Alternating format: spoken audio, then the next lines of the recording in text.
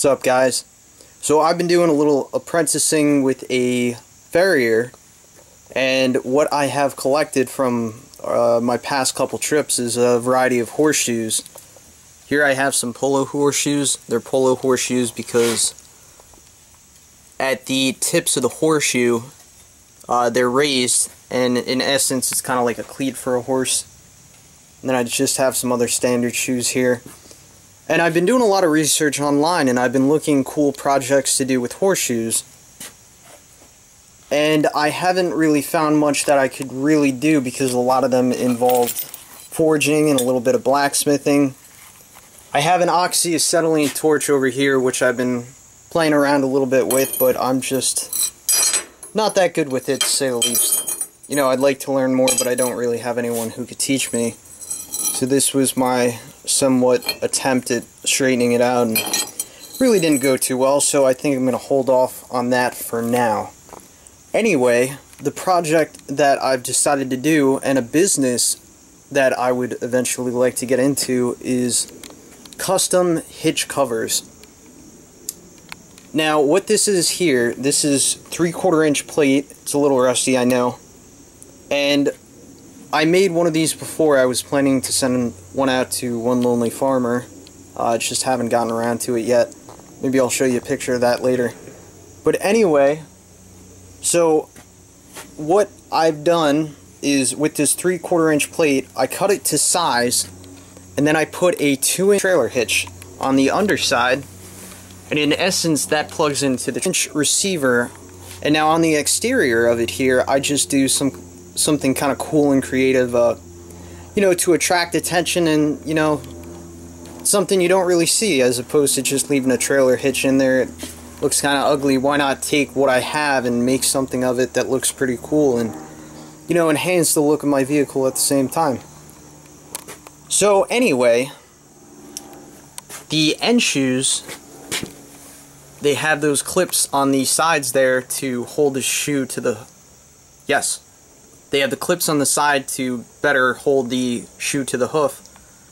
And so what I'm figuring for the two ends of this hitch, that's going to get cut off right there. But anyway, on the ends, they're going to be raised, whatever they're at, you know, an inch or so. And the way these are going to be held on there, they're going to be, I'm going to weld on to the tips here, as well as right here, and I may do a piece of rod to stabilize the top shoe. As for the center, this is kind of roughly what I have in mind, some kind of clover.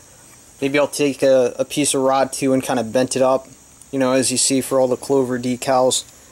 And as for in between the two, you know, I originally left it blank, and I didn't really like that too much. It was really empty. So what I think I'm going to do, I have just two regular shoes here, and what I'm thinking I'm going to do is I'm going to cut the ends flat so that when I sit them on the plate like this, they'll rest flat as opposed to just the tip of the shoe. I'm going to weld the inside here, and of course do the same thing on the other shoe. And what I think I'm going to make is kind of a light duty tow hook that you could just hook on between the two.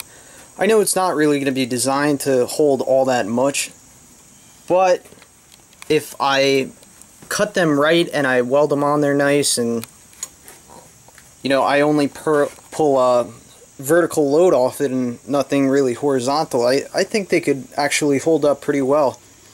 Also, it kind of provides a bumper if anyone was to ever hit me, and that's also the idea behind this. As opposed to having an empty trailer hitch and having this decorative piece, you know, I have assholes all the time who tailgate me, and it's nice to know that you're protected. So if either way it's going to be their fault, but say, you know, whatever happens, it's just nice to know that it's not going to do any damage to your vehicle. So this is just going to protect your bumper, and it's going to make you feel a whole lot safer when you have some asshole tailgating you. So yeah, what I need to do now is I need to measure out how big, or excuse me, how long I want this plate. I'm going to cut it out, and then I'm going to smooth out the edges here because, oh, there we go, dominoes. I'm going to smooth out the edge here and make it look nice. So here we go.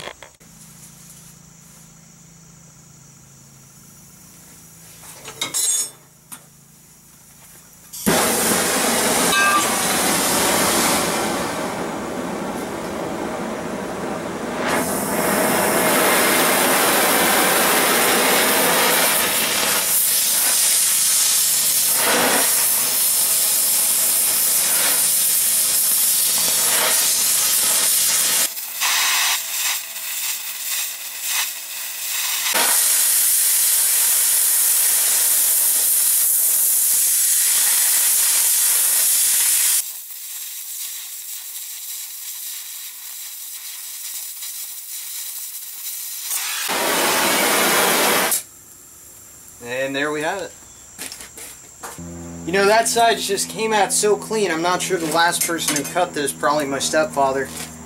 Anyway, this side's really messy, so I think I'm just going to cut this side again and have a nice clean cut.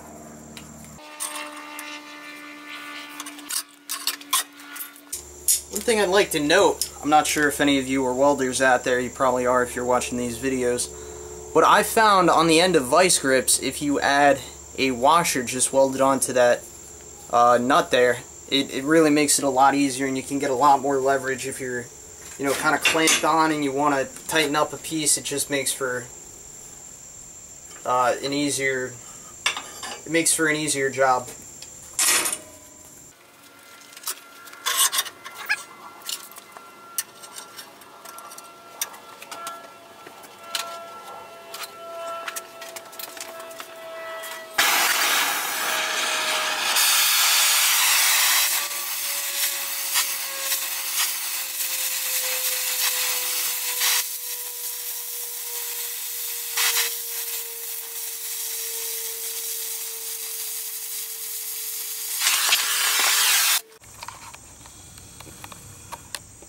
Very nice, clean cut.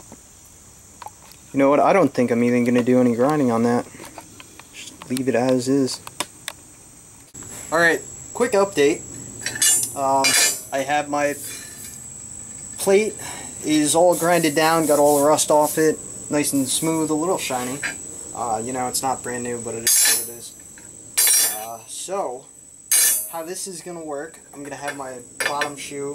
You know, of course, they got to be facing up. The reason they need to be facing up is to catch the luck. That's why you're supposed to hang a horseshoe vertically. Anyway, so how this is going to work, I'm going to have my bottom shoe, and that's going to get stacked on top of the bottom of my top shoe, so that's going to provide support for the bottom shoe.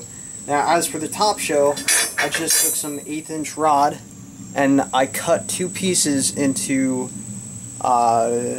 I believe they're 3/4 inch in length, and I'm going to tack that on the bottom of the shoe here on either side, and that's going to provide my support for the top shoe.